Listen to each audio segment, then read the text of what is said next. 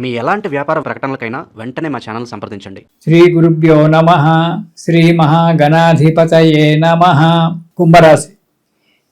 ఈ అధిక జ్యేష్ఠ మాసంలో కుంభరాశి వారికి గనుక చూసుకున్నట్టయితే మొదటి పక్షంలో అంటే ముందు 15 రోజులలో లాభాలు బాగా ఉంటాయి. అనుకున్న పనులన్నీ కూడా నెరవేరుతాయి. ప్రతి పనిలో సబలీకృతమవుతూ ఉంటారు. వృత్తి వ్యాపారాలలో ఆశించినటువంటి ఒక లాభాలు కనబడుతూ ఉంటాయి. కానీ అధికమైనటువంటి ఒక డబ్బు ఖర్చు పెట్టడం జరుగుతూ ఉంటుంది. కొత్త వ్యాపారాలకై ప్రయత్నం చేస్తూ ఉంటారు. సఫలీకృతం అవుతుంటారు. ఇక రెండవ వారంలో కనుక చూసుకున్నట్టయితే కొన్ని చిన్న చిన్న చిక్కులు రావచ్చు. అధికంగా డబ్బు ఖర్చు పెట్టవలసి రావచ్చు. కొన్ని కష్టాలు వచ్చి మీద పడవచ్చు. దానివల్ల డబ్బు నష్టపోవడము, నమ్మిన వారి చేత మోసగింపుపోవడము, అధిక ప్రయాణాలు చేయడము,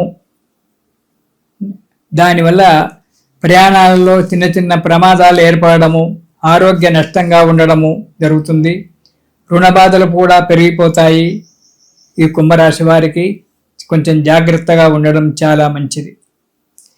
ఇక మొదటి వారం కనుక చూసుకున్నట్టయితే ఆదాయం బాగా ఉంటుంది. పెండింగ్లో ఉన్నటువంటి ఒక కార్యక్రమాలన్నీ కూడా నెరవేరుతాయి.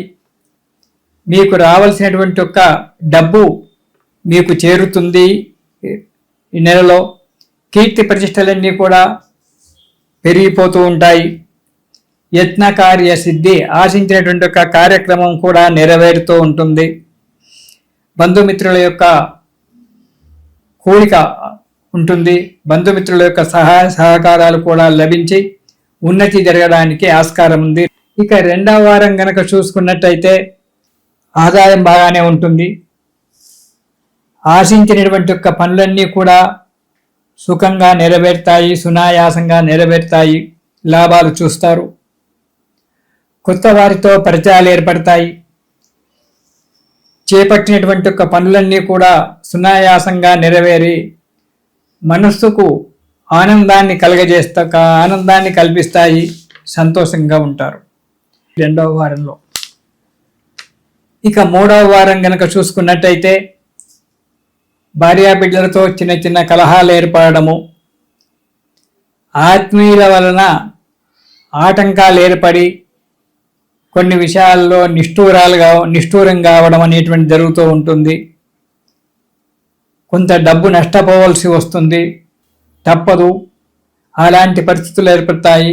మానసికమైన ఒక చింతల చేత కాలం గడపవలసి వస్తుంది. మూడవ వారంలో ఎప్పుడు మనస్సులో ఏదో ఒక బాధ మిమ్మల్ని ఎప్పుడు కూడా నిలదీస్తూ ఉంటుంది. జాగ్రత్తగా ఉండండి. ఇక నాలుగవ వారం కనుక చూసుకున్నట్టయితే అనారోగ్యం ఏర్పడుతూ ఉంటుంది. వృధా కలహాలు, అనవసరమైనటువంటి ఒక కలహాలు రావడము, చిన్న చిన్నయే పెద్దగా మారి ఇబ్బందులు ఏర్పడడం జరుగుతుంది.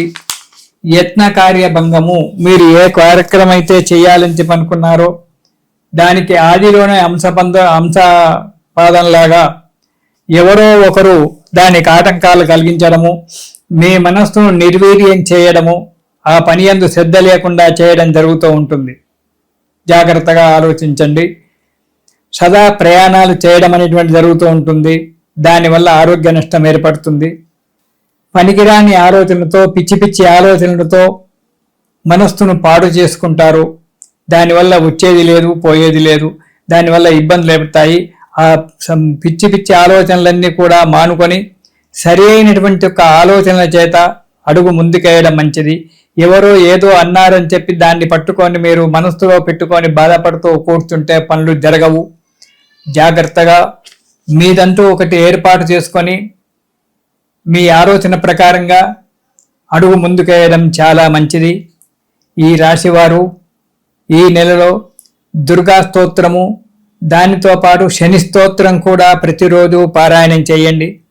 దానివల్ల ఇబ్బందులు తొలగిపోయి సుఖంగా సంతోషంగా ఉంటారు. ఇది శుభం.